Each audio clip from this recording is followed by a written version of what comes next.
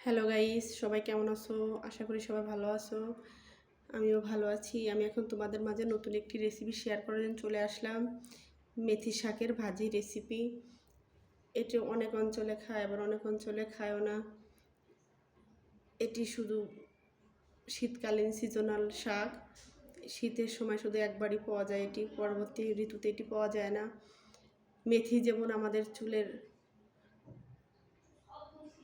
যত্নে অনেক উপকার, তেমন মনে করেন এই শাকটি আমাদের শরীরের জন্য খুব উপকারী একটি শাক। এই শাক খেলে গ্যাস, অ্যাসিডিটি এগুলো কম হবে। আপনারা চেষ্টা করবেন একবার হলো বাসায় শাকটি তৈরি করে খাওয়ার জন্য। যাদের অঞ্চলে আছে তারা তৈরি করে খাবেন, আর যাদের নেই তারা চেষ্টা করবেন এটি লাগিয়ে খাওয়ার জন্য। মেথি, একটি মেথি শাক প্রথমে আমি কিছু ধুয়ে কেটে রেখে দিয়েছিলাম, শাক বেছে সাথে পেঁয়াজ ফালি আর হয়েছে কাঁচামরিচ ফালি করে রেখে দিয়েছি।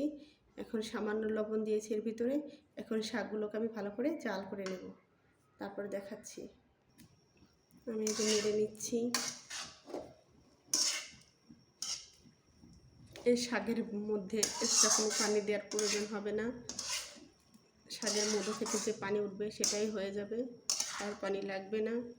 আমি এক্সট্রা কোনো পানি দিইনি। চুলের যত্নে যেমন মেথির বিকল্প নেই, তেমন শরীরের যত্নে মেথির শাকেরও বিকল্প নেই। গাইস, আপনারা চেষ্টা করবেন এই শাকটা বাসায় একবার হলেও তৈরি করে খাওয়ার জন্য। এই শাকটা খেতে একটু তেতো,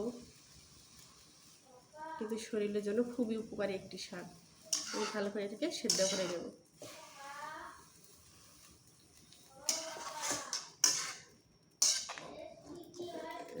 সেদ্ধ করে নিচ্ছি, দেখেন গাইস, অল্প সময় লাগে এই শাকটা রান্না করতে, বেশি সময় লাগে না।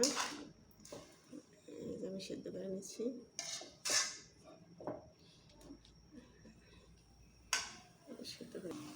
দেখেন গাইস কতটা পানি উঠেছে, এই একটু নিয়ে নিচ্ছি। সেই সুন্দর একটা ঘ্রাণ বের হয়েছে শাক থেকে।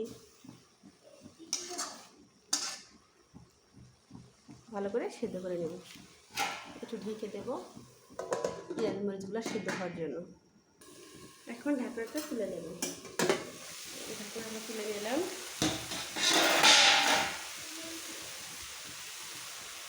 শাকটাকে নেড়ে চেড়ে নামিয়ে নেবে, নামিয়ে নিচ্ছি।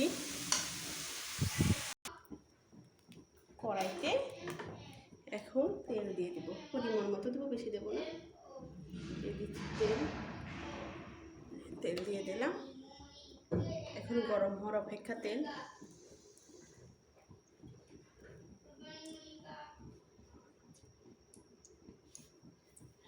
একটু ঘুরিয়ে নেব কড়াইটা। তেলটা গরম হয়ে গিয়েছে, এর মধ্যে এখন দিয়ে দেবো রসুন কুচি। রসুন কুচিয়ে রেখেছিলাম, রসুন কুচিগুলো দিয়ে দিচ্ছি। এই যে চালটাও একটু মিডিয়ামে রাখবো, বেশি হাই হিটে করা যাবে না, রসুনটা তাহলে পুড়ে যাবে। এখন একটা শুকনো লঙ্কা চিড়ে তেলে দিয়ে দিচ্ছি। একটু নেড়ে দেবো, দিচ্ছি।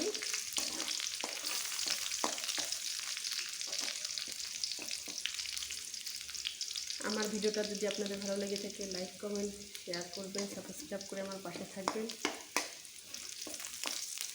পাশে থাকা বেল বাটনটি প্রেস করে দেবেন। দেখেন গাইস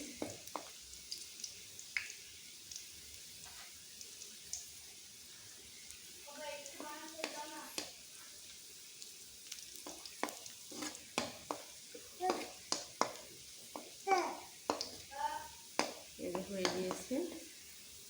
এখন এর মধ্যে বেশি ব্রাউন করবেন না, হালকা ব্রাউন কালার করবেন, তাহলে শাকটা খেতে ভালো লাগবে। বেশি ব্রাউন কালার করলে শাকটা খেতে মানে পুরা পুরা তেতে তেতে লাগবে, পুরা বন্ধ করবে।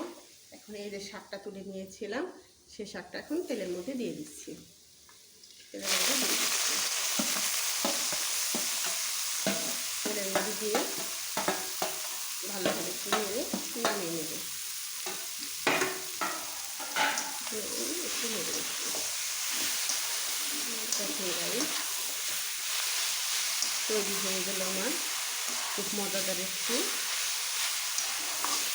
শাক। মেথি শাকটা খেতে সেই মজা। আমার এই শাকটা হলো আর কোনো তরকারি প্রয়োজন হয় না, আমি খেতে খুব ভালোবাসি এই শাকটা। তৈরি হয়ে গেল আমার মজাদার মেথি শাক ভাজি। সবাই ভালো থাকবেন, সুস্থ থাকবেন, সর্বদা সবাই সুস্থ থাকবেন। সবাইকে ধন্যবাদ।